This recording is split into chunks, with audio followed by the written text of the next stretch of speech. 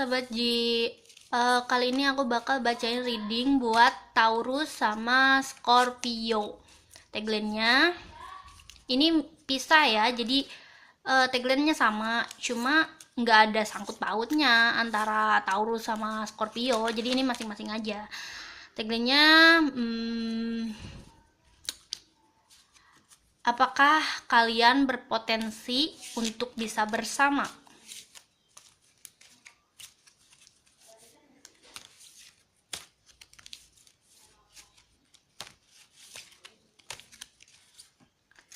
Scorpio sama Taurus sama Scorpio sama Taurus sama Scorpio.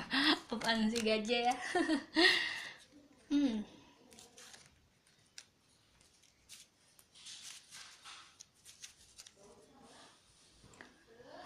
Oke, bentar. Card-nya ini ada 2.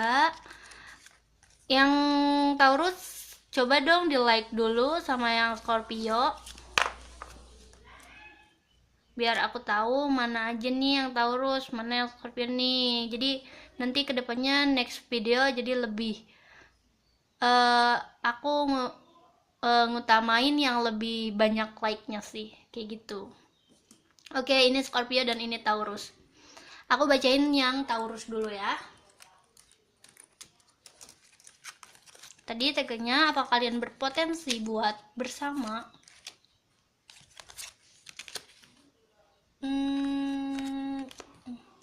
Oke, di sini ada 3 of Wands, ada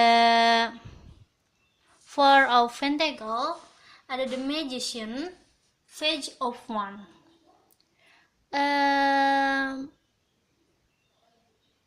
Untuk kalian bisa bersama di sini minim.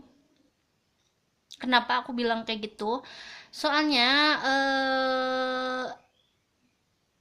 ini isunya juga ada di kamu. Kamunya terlalu pencemburu, dan pencemburu kamu itu kuat banget. Sementara si calon pasangan kamu itu, calon ya, yang PDKT-an maksudnya, itu orangnya gak mau ambil pusing gitu. Dan isu di kamu itu terlalu gede. Isu kamu ini terlalu gede. Jadi si calon itu belum apa-apa udah kayak suka sih sebenarnya, respect, cuma apa ya, kayak ada hal yang ngeberatin gitu kalau misalkan buat ngejalin hubungan yang lebih serius. Kamu terlalu fanatik di sini. Fanatik di sini dalam soal agama ya, agama sama pemikiran juga. Jadi kamu terlalu menekankan orang lain itu harus perfeksionis gitu, kayak gitu. Sementara kan setiap orang kemampuannya beda-beda, dan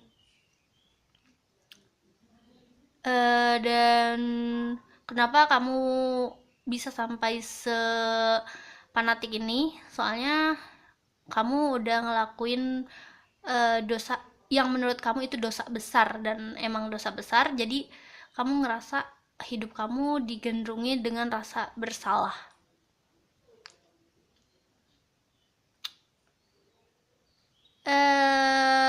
Dan di sini aku lihatnya kamu ada The Magician.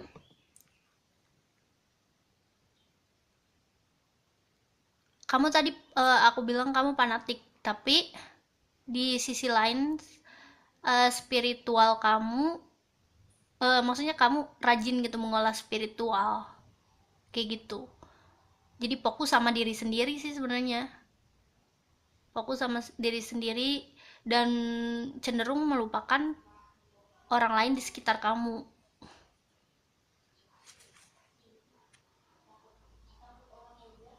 Dan kamu terlalu fokus sama kerjaan kamu, terlalu fokus sama apa ya, sama karir kamu mungkin, atau misalkan prestasi kamu. Tapi kamu di sini sifatnya secara keseluruhan pencemburu, posesif, dan calon pasangan kamu itu orangnya nggak mau eh, apa ya, jadi nggak mau ribet gitu. Terus dia juga nggak mau diribetin sama pikiran-pikiran yang fanatik dari kamu, terus sifat cemburuan kamu. Dan si cowok kamu pengen bukan si cowok, maksudnya si calon pasangan kamu itu pengen diperhatiin sama kamu, tapi dengan cara yang seperhatian mungkin, nggak harus dengan kayak barang yang dimilikin yang nggak boleh orang pegang kayak gitu. Maksudnya kayak barang kesayangan yang nggak boleh sama sekali orang pegang, dan kalau dipegang kayak misalkan ngambek kayak gitu, enggak kayak gitu. Dia gak mau kayak gitu, dia pengen dihargain tapi diperhatiin kayak gitu. Dan potensi kalian untuk bersama itu minim, kecuali kalau kamu bisa ngerubah hal-hal yang aku sebutin tadi yang negatifnya. Kamu bisa lebih sabar, nggak pencemburu, terus lebih bisa bijaksana, nggak terlalu perfeksionis, dan apa ya, mendalami makna kehidupan bukan hanya dengan membaca buku aja, atau misalkan pengetahuan-pengetahuan yang sifatnya teoritis, tapi kamu juga harus bisa memaknai hidup yang udah kamu jalanin dari pengalaman-pengalaman hidup yang selama ini kamu lewatin kayak gitu. Ini tadi buat Taurus ya. Sekarang Scorpio. Scorpio di sini ada Temperance, Page of Pentacle, ada Four of Swords, dan ada Seven of One.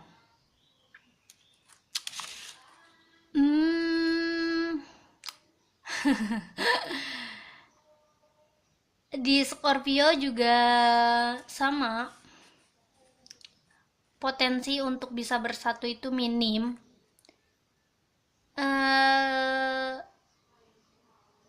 Soalnya kamu belum bisa seimbang, kamu belum bisa menyeimbangkan. Kamu terlalu temperamental, maksudnya kamu terlalu pemarah, jadi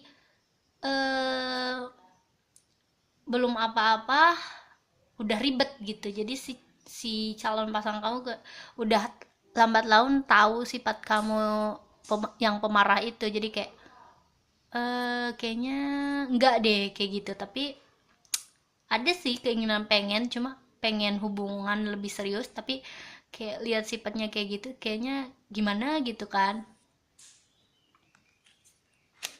Sementara si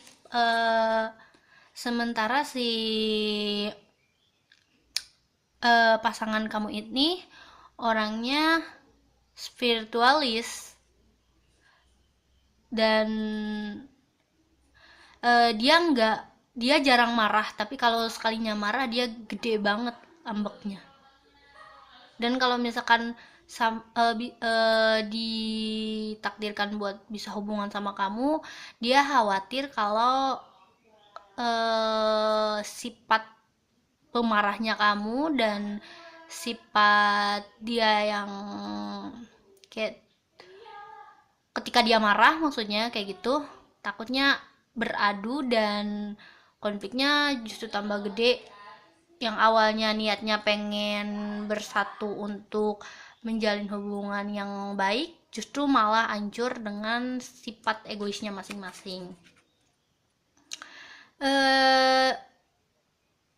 Dan kamu ngerasa dia itu kayak narik ulur gitu. Dia cuma ngasih harapan-harapan palsu ke kamu, ngasih ketidakpastian yang kadang dia kayak bikin kamu ngefly dengan sebenarnya perasaan yang sesungguhnya dia ke kamu, tapi dia juga tarik lagi, terus dia bikin kamu ngefly lagi, tarik lagi.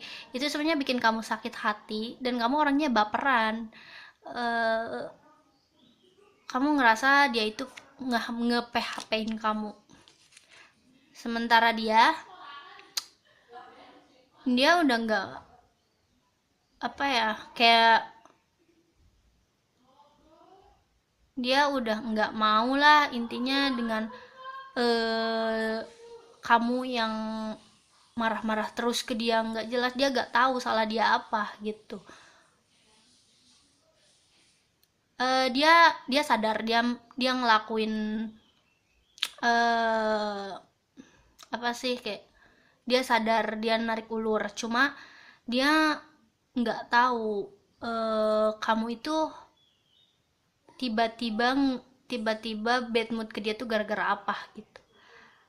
Apakah kamu sadar dia narik ulur atau enggak, dia nggak tahu gitu, kayak gitu. Dan dia mencoba, ya udahlah, biarin aja sih gitu kan, yang penting hidup gue masih jalan gitu tanpa dia, tanpa kamu, kayak gitu intinya.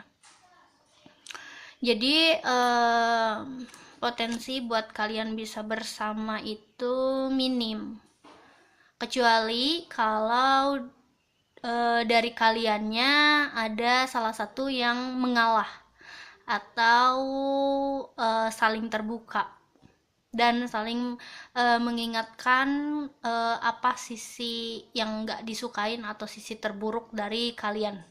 Dan itu bisa jadi kalian harus ada dialog gitu, semacam bertukar pikiran. Dan misalkan aku nggak suka di kamu tuh kayak gini, soalnya sifat aku juga kayak gini, sebaliknya juga kayak gitu, jadi saling melengkapi kalau mau bersatu dan saling mengerti, memahami. Sejauh ini sulit potensinya ya, enggak apa ya, minim lah. Oke, terima kasih udah nonton videonya. Happy for watching, see you next video, dah.